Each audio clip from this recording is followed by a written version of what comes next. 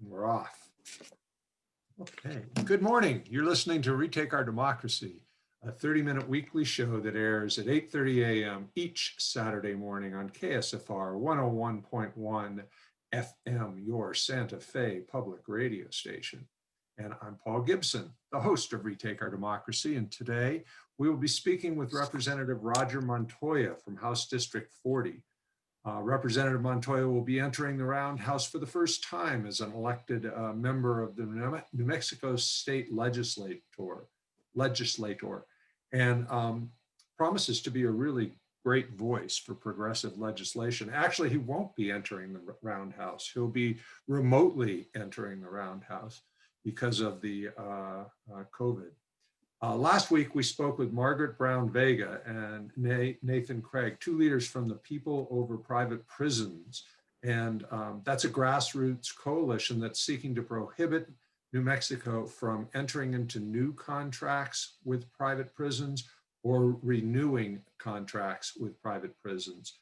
This is one of Retake's priority bills and may just wind up being elevated to a transformational bill by the time the session begins. If you're driving around today and you don't catch all of the conversation with Representative Montoya, you can watch today's show and all of our past shows by going to retakeourdemocracy.org and hovering over the actions and events page and clicking on Retake Conversation. Today's discussion will be posted there by noon on Saturday. And we'll get to the interview in just a minute, but I have just a couple of announcements that I wanted to make before we do that. And I gotta get to the page. I want to acknowledge that we are conducting this interview on stolen Tewa land, and we always make that acknowledgement. And we basically thank our Tewa neighbors for being such great custodians of the land and modeling what our relationship with the land should be. We got a couple of thumbs up from Roger Montoya when I said that. I want to remind you that Retake has a 2021 legislative strategy and 15 transformational bills and 28 priority bills for which we're advocating. And we started the advocacy work early this year because it's our observation, it was really Roxanne's observation, that many times the legislators either don't know anything about a bill when they enter the hearing and then just catch up on the fly, or have made up their minds. And so we've felt that it would be good to be proactive about that. And so we've set up what we call Senate district advocacy teams. And we've got captains or coordinators for each team. And they're organizing constituents, because the other thing we recognized is that legislators aren't all that interested in what Santa Feans have to say.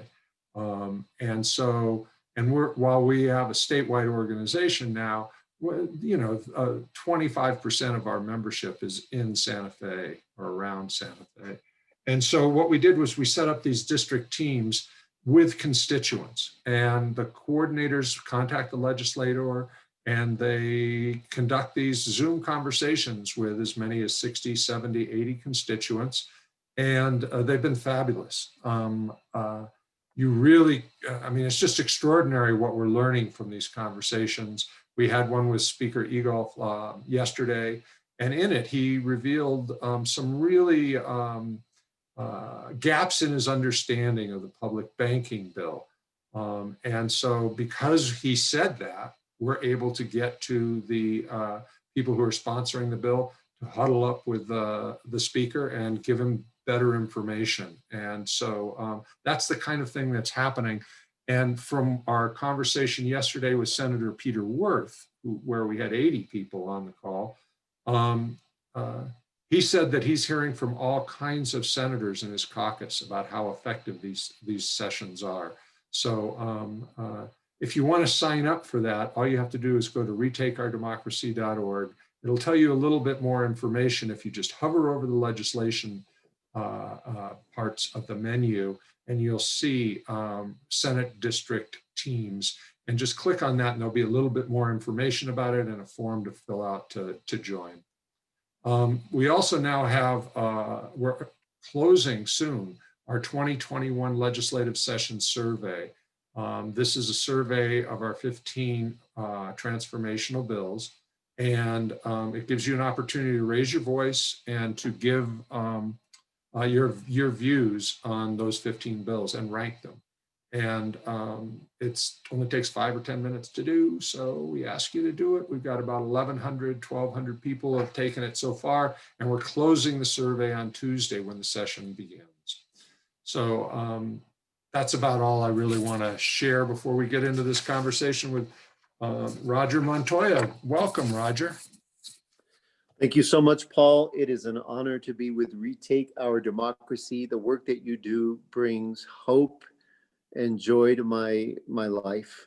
It's just amazing to see the kind of organization and process that you provide the public.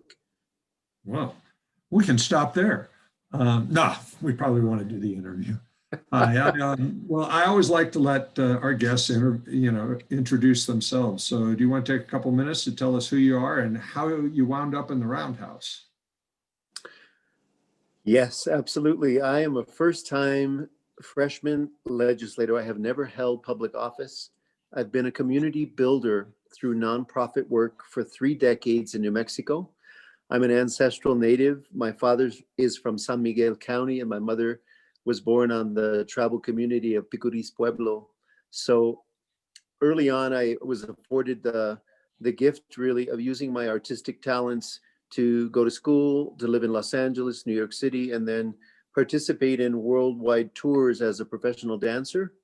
And I became a landscape painter. So when I returned to my ancestral home in 1989, I saw the opportunities ripe mostly in the youth, what they could become, the landscape, the agricultural potential, the, coming from the big cities and seeing the beauty of New Mexico. I just dug in and started working. Mm-hmm. So the notion of running for public office really came approximately as the CNN nomination was happening a year and a half or so ago for the Heroes Project. And I couldn't run officially, but it gave me time to incubate and think about the implications of taking my 30 years of service into the realm of policymaking, which is a whole nother area of service that I just really don't have that much skill.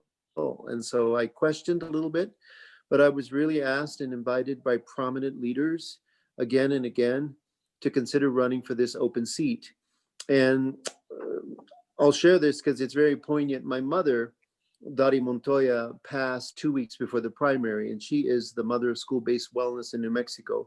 Her example is legendary, literally, in how she advocated for young people. And I watched her. That was my model to follow. And so I went to the matriarch and I said, Mom, I know you're dying of cancer.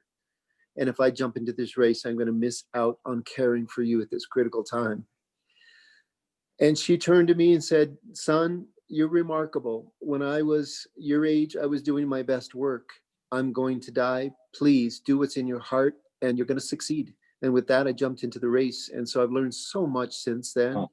And I hope to, my hope is that I'll always retain my connection to the community at the grassroots level, and that I will use my artistic skills, metaphorically and otherwise, to paint the most beautiful picture for the future and the resilience of our people in this state. And it's been fun so far. I've learned a ton. Wow, that's one of the better intros I've ever had on this show in 4 years. And I'm sure our listeners are going to really enjoy getting to know you in the next half hour. So many of our legislators come to the legislature as attorneys, bankers, or other industries, and those industries typically have a vested interest in legislation. And they're also usually wealthier people. You have quite a different background, a background that led you to receiving the CNN Heroes Award. Can you tell us a bit about the work you've done in the community? You've said sort of generally, and what that award was about. I'll try to be brief, but the real impetus was I tested positive in 1986, and I technically have an AIDS diagnosis for the last 36 and a half years. And when I returned to die, to be with my parents. And it was this, I'm getting goosebumps because the first 5 years of the 90s, it was kind of dicey. You know, there wasn't a solid form of medication that would serve the way that we do have now with making this disease manageable chronic illness. But over the course of that decade, from 1990 to 2000, I invested vigorously in youth. I started programs in gymnastics and the arts in the schools, and it gave me such hope, really, in looking at the value of service and using the skills that I had gained, you know, luckily by having parents and teachers who gave me the mentorship to develop my artistic skills. So was it during that decade that that sort of the content, if you will, that led to the nomination and then being named one of the top 10 CNN heroes worldwide in 2019. It was Wow. a great honor. But you know, being a hero means that it's not about the me, it's about the we, Right. because heroism happens in community. And I have to call forward, you know, the entire team at Moving Arts, the parents, the children whom we learn from every day as the best examples of how to live and serve. So that's how the CNN Heroes nomination process happened, and being invited into that circle, that caliber of human service, has just been the most humbling and beautiful time for me and my partner Salvador Ruiz, who helped to open and build what is Moving Arts Española. Wow, that's great. Hmm. When we spoke the other day, we're going to shift now and get into some legislation.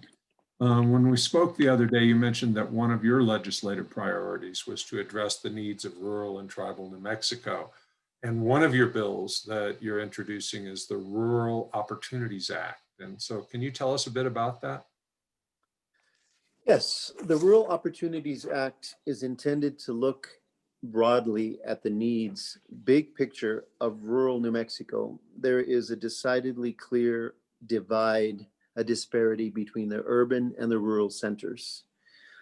Our state is underpopulated comparatively, but that disparity is what kind of drove me to look at the meat and potatoes is that we're of this bill is that we will level the playing field, creating access to clean water, broadband, electricity, and all of the challenges around sewer and clean water that exist infrastructurally by 2010 through the formation of a rural Wait, by opportunities 2010? committee.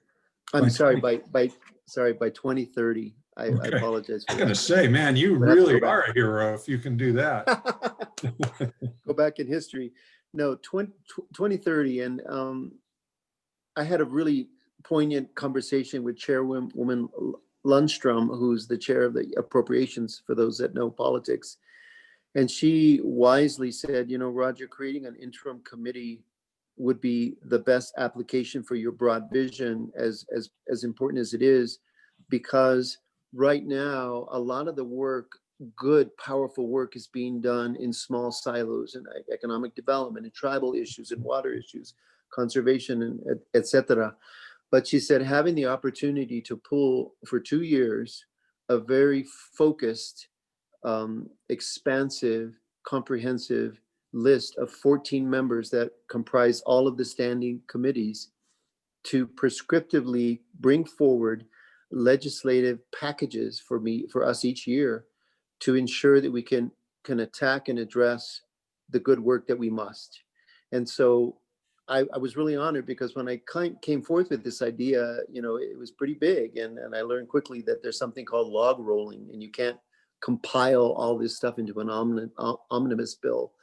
But the speaker's office and people who are mentoring me said, you know, you have something here, and perhaps you're the best ambassador to bridge the divide between ideologies and partisan politics and the beauty of what rural New Mexico can be moving forward. And I took a deep breath, and we took it to the Legislative Council, and they crafted my bill, my first bill. So it will officially be filed on Tuesday or Wednesday morning, depending on what's happening in the roundhouse. There's a lot of challenges with safety right now due to the Yeah, national yeah. politics. No kidding. Yeah, well, that's fantastic. It's interesting because, Roxanne and I, the co-founders of Retake, started lobbying in 2016 or 2017. And afterwards, we were sort of criticized for having too much of a Albuquerque, Santa Fe centric vision and the bills and so forth. And so we got out and toured. We've done it twice now. You can't do it this year. Rural New Mexico, and met with people from other parts of the state. And as a result, our bills reflect a much different perspective than what we used to. And we incorporate a lot more bills. And certainly this one will be at least one of our priority bills. So I'm eager to see it. I know that from talking to you before the show, you're also interested, obviously, in youth. And there's another bill that you want to advance to address in the criminal justice system and the juvenile justice system, fines that are levied that can be onerous on low-income families. Can you talk a bit about that? Yeah, I was really, really humbled in this process of sort of distilling down the number of bills that the House members will be putting forth. And I think it was really a wise move by the speaker, and I do too. to do just that. One of my mentors is Representative Gail Chasey, and I have to say, what an incredible woman she is. She said, Roger, I think given your background of advocacy in building pathways for young people to rehabilitate, coming out of a life of violence and trauma and poverty, so many barriers exist. If the goal is to use restorative justice and rehabilitate lives, things like fines and fees can be more than cumbersome. They can be debilitating because penalized repeatedly, that's a process that is so difficult to swallow just as a human, let alone the practicality of, the incarceration implications, and never really being able to lift out. And so I have spent a lifetime advocating for young people. And so this seemed like a perfect fit. It is a juvenile fees and fines. We're going to basically remove many fees and fines from the New Mexico Children's Code in order to protect youth and families from bearing the burden of this debt. I'm working closely with the Sentencing Commission who wrote this bill, and it's a distinct honor to carry it as my first, as I step into this incredibly challenging and new arena.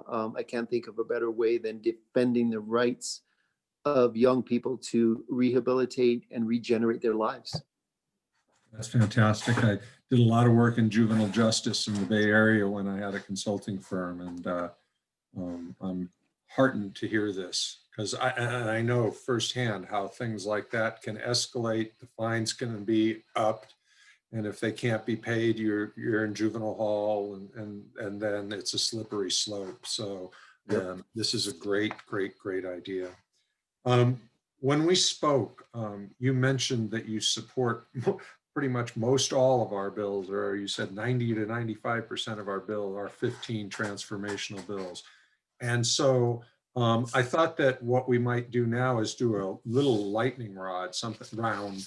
It's not something we've ever done on the radio show before, but I'll just tick off a few bills, and you can just say, support, strongly support, oppose, or let's talk about it. And then when we're done, we'll talk about the ones you want to talk about. So Awesome. the first one is decriminalize abortion.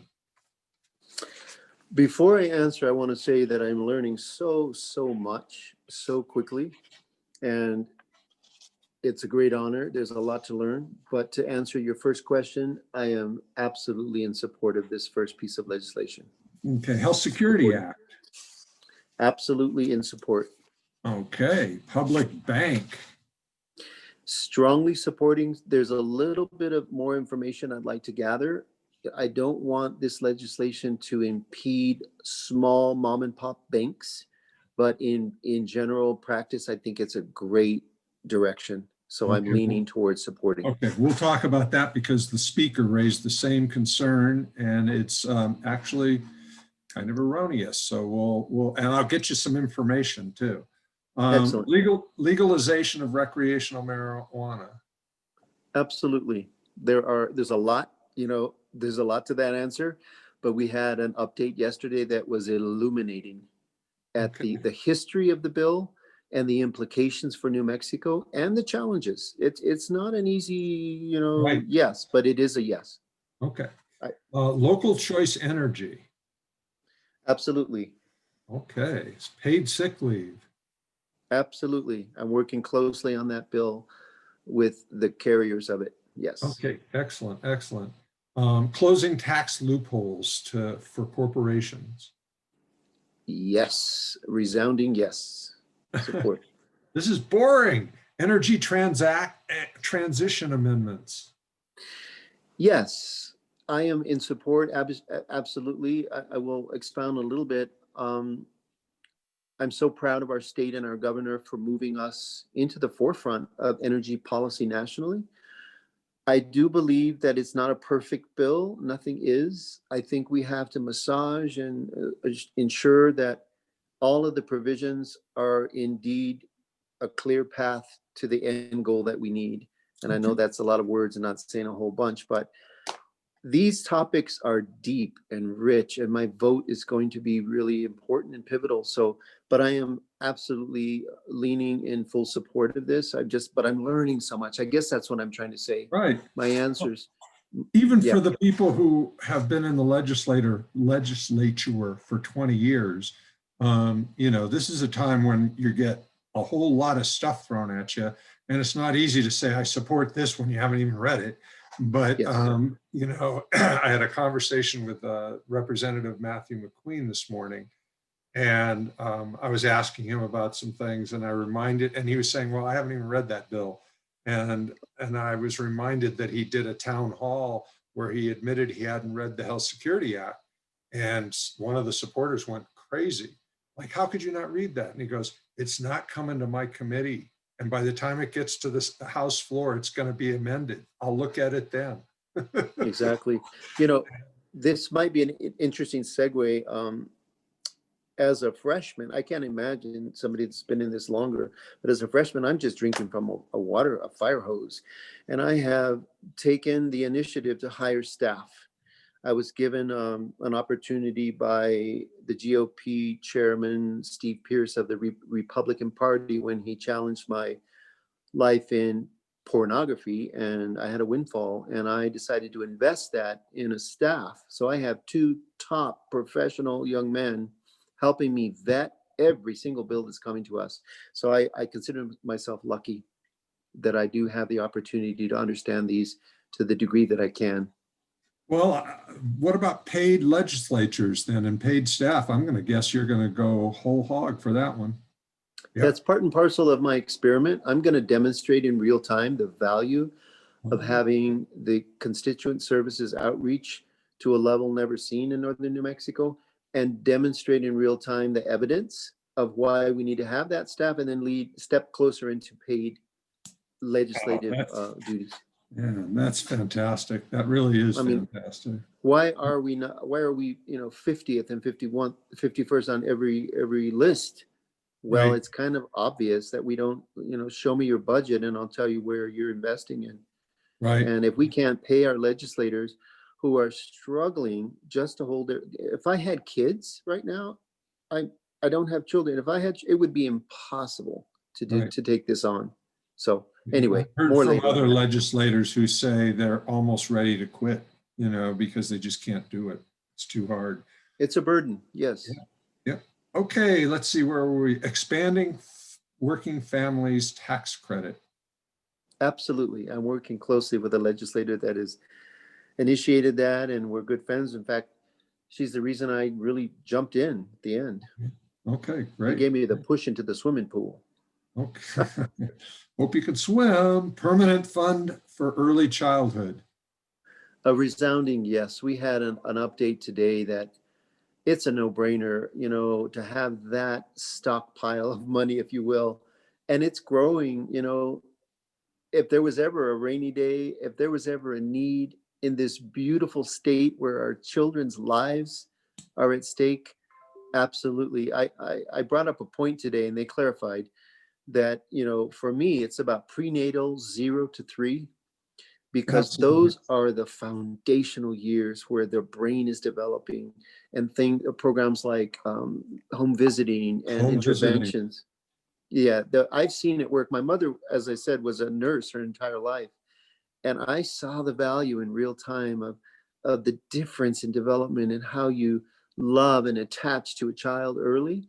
And unfortunately, the trauma-informed setting of northern New Mexico and the poverty levels just don't afford our parents, if there is a parent, if it's grandparents raising kids, and Right. there's a lot of barriers. So a resounding yes on tapping the permanent fund. It will not dissipate. We are going to help our humanity with this legislation, and I'm behind it 1,000%. I'm a Yeah. champion.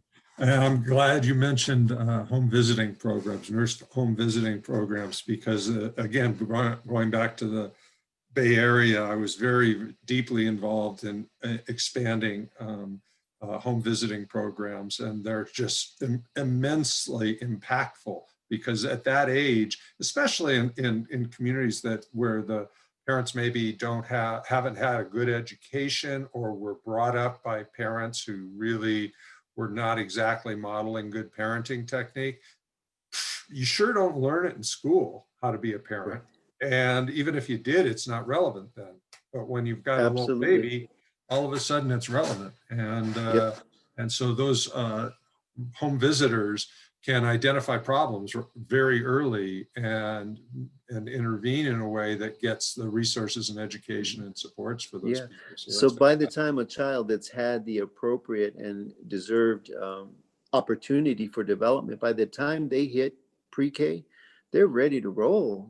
I mean, we have truly served our people in that manner. So early childhood has to include, and I was schooled that it is 0 to 3rd grade, right. the definition of early childhood. So it shifted a bit from just pre-K. So I'm happy That's for that. great. Yep. Okay, we're going to do these real quick because we've got about a minute and a half, and then we'll continue our conversation for the podcast after we close the radio show. Independent Redistricting Commission. Absolutely. And I'd like to sit anywhere in that mix and have a voice. Okay, amend the produced water bill. Absolutely, yes. Small loan rate cap to 36%. Absolutely. Open carry ban near the government offices. Yes. Okay. Given what's happening in our nation, absolutely. So we're going to give you an opportunity to close and give information to our listeners as to where they can get in touch with you. And then we'll pause for just a second, and then we're going to, talk for a little bit more for the podcast. Beautiful.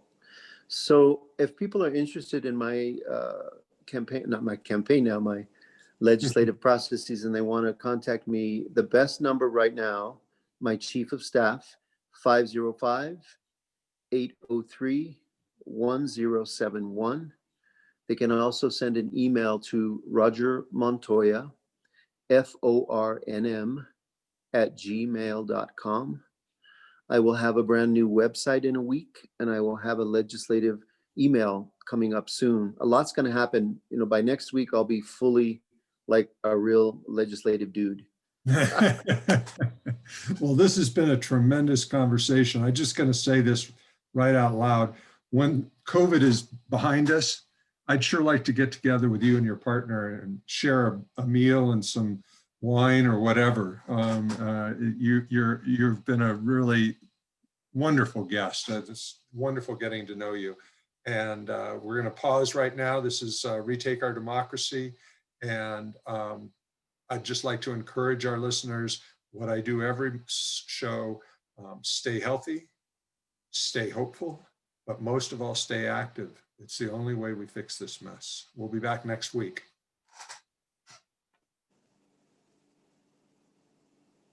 Okay, by the miracle of podcast, we're back. I just had to pause and let it be silent for a minute so the radio engineer can figure out where the show ends, the radio show ends. Beautiful.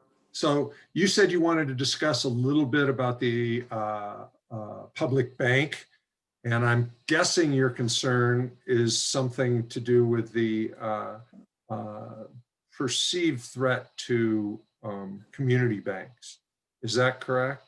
Yeah, okay. Yeah, So go ahead. I'm concerned about the unintended consequences, of legislation. It's the law of nature. You do one thing and there's always something on the other side. And the same with cannabis. There's a lot of no-brainerness to it, but there's also some issues that we really have to think through and learn best practices from surrounding states. And thankfully, we've waited long enough to look critically at that data on a whole host of fronts. But yeah, so I'll stop there for now on that. Okay. But go ahead. Well, tomorrow's blog is 100% dedicated to the public bank and initiative. And it also addresses explicitly concerns expressed from the community banking industry. And industry is a good term for that, because the community banking industry is really driven not so much by the concerns of small community banks, but by the big bank industry. They're the ones that fund the lobbyists and fund the organization that is a lobbyist for community banks. And that's the people who are really concerned about a public bank, because we deposit a whole boatload of money in Wells Fargo and banks and Bank of America and things like that. And they don't want to see those deposits disappear and go into a public bank. And the ways in which a community bank would benefit, I mean, there's a reason the credit union association strongly supports the public bank. They see it as a way, they know that there are times when they can't quite capitalize a project enough. With a public bank, it could come in and provide the money that is needed to ensure that there's adequate funding for different kinds of infrastructure projects, for example, which is something you're so interested in. And, in North Dakota, which has a public bank, they don't even really worry too much about risk on loans. So they're getting to people like real small business people who want to, start a dream, like your youth programs and so forth. And the number of defaults are so low, they don't worry about it. And yet, as a result of it, these real grassroots kind of small business initiatives are able to access funding to get turn dreams into businesses. And so I'll be very interested in hearing your reaction after you see what is in the blog. And we didn't write it. It came from the Alliance for Local Economic Prosperity. You wanted to talk about the Energy Transition Act as well. And again, I think there you were referencing unintended consequences too. Well, yeah, again, I hesitate to comment too deeply because I'm learning so much about these expansive issues. But one of the hopes that I will advocate absolutely is the replacement of jobs. In the Four Corners area where they're shutting down these plants that are decidedly toxic, and we need to move away from extractive industries to cleaner. I mean, I get all of that, but I want to make sure that in the interim, as we're transitioning, that the people that depended on those jobs are not only replaced with just some funky job, but a real critical path to a new industry with the tools, with the hope and the support to make that transition where the people suffering, and the poorest of the poor have an opportunity to advance. And what worries me is that corporate America, corporate industry, global corporate interests can seize the moment on a state like New Mexico and come in and do the good work. But so many of the little people, the small people, the tribal communities are left with a burden and not considered fully. And so I'm a real advocate, a champion for the people. That's my community base. I've learned from my grandmother, my mother to always attend to those unintended consequences. So the jury's out, in the minutia the general thrust of bringing us into the new energy economy, that's a no-brainer. We have to do it. I'm really hopeful that the Biden administration will come true to those promises, to funnel down the kind of infrastructure and a new direction for these industries with a robust force that's needed to meet the moment, because we need to be ready in New Mexico, shovel ready, to put these systems into place, from broadband to infrastructure. So, back to the metaphor of being an artist, it's so exciting. I see the land as a canvas. I see the assets and the people and empty buildings and structures as the paint or the clay. And to be able to repaint or recreate or co-create something that is hopeful and beautiful is an exciting opportunity that I absolutely look forward to participating in. And again, I have to say that the mentorship I'm receiving from my colleagues, from legislative council, from people like Rena Chepansky, Devon, Leanne, Leith, these folks are such assets, and the service provision that they're giving me as an incoming legislator are priceless. I know I went off on a little bit of an expensive motif there, but all of this is so new to me. And as an artist, like a community organizer coming into this arena, it is so rich. I just can't tell. I can't sleep at night. And it's a good thing, because I'm just buzzing with the potentiality of all of it, as an artist. So you're a freshman, and you've said, you're absorbing everything you can, and you've got a staff to help you, which makes it easier. But I'm guessing that there's some kind of orientation and so forth. And you mentioned Leanne and Rena and so forth. What was it like? I mean, how do you get not indoctrinated, but oriented to what your role is and how it all works? Well, the odd thing is that it's been 100% virtual. So I've never really sat in a room with any of these folks yet, except pre-campaign when Leanne and others were sitting with me in Espanola, convincing me to run. So it's been a really interesting interfacing, because it's all digital. On Tuesday, for the first time, I'm going to see many of my colleagues in the flesh, in small groups. If we go ahead with the plan, it's going to be that we'll arrive and we'll be sort of cordoned off in small groups and brought onto the floor for the swearing in, and then the process of voting for the rules, to have a virtual or hybrid legislative session. And then we will have the option to retreat to either our offices, not coming on the floor, working remotely, or working from home, or working anywhere in the world where there's sufficient broadband to pipe in, which is kind of historic, or it Right. is historic. So to answer your question, it's been, I don't know any other way, but I have to say that given the challenges, the caucus has been exemplary, and I applaud the calm, resolve, and the level of intellect and heart in these leaders. I just sit there with my jaw open on these Zooms, I'm going to get to work with these folks. I'm humbled and I'm inspired. Last question, and it's a kind of ugly topic. Have you been briefed at all on any kind of real security challenges that are, beyond the vague, what we all read in the paper and online, that, there are threats to 50 capitals, basically. Yes. What's up? We have been briefed by the speaker and the caucus that, and I'm proud to say that our governor's taking extraordinary precautions to protect us, from ensuring that we can get in and out of the building appropriately, that we take care to come in vehicles that are appropriate for safety, that barricades are set up, that law enforcement and the kinds of troops are around and ready to defend democracy. I don't feel fearful. I feel oddly inspired.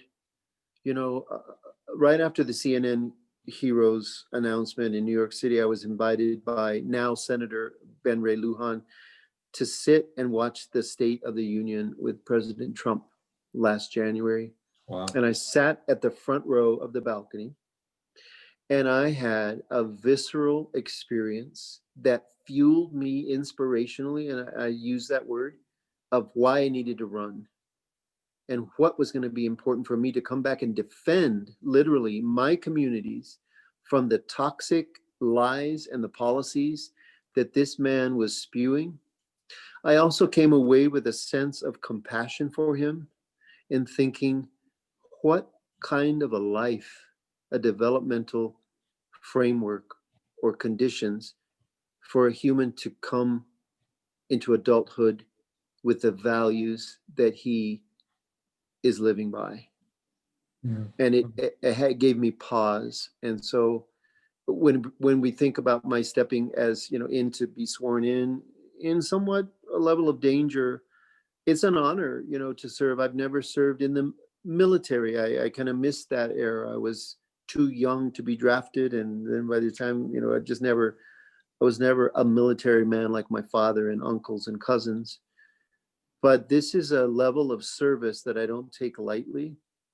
And I'm thrilled that the caucus and our governor and law enforcement are united to keep us safe, to serve the people to the highest level that we can.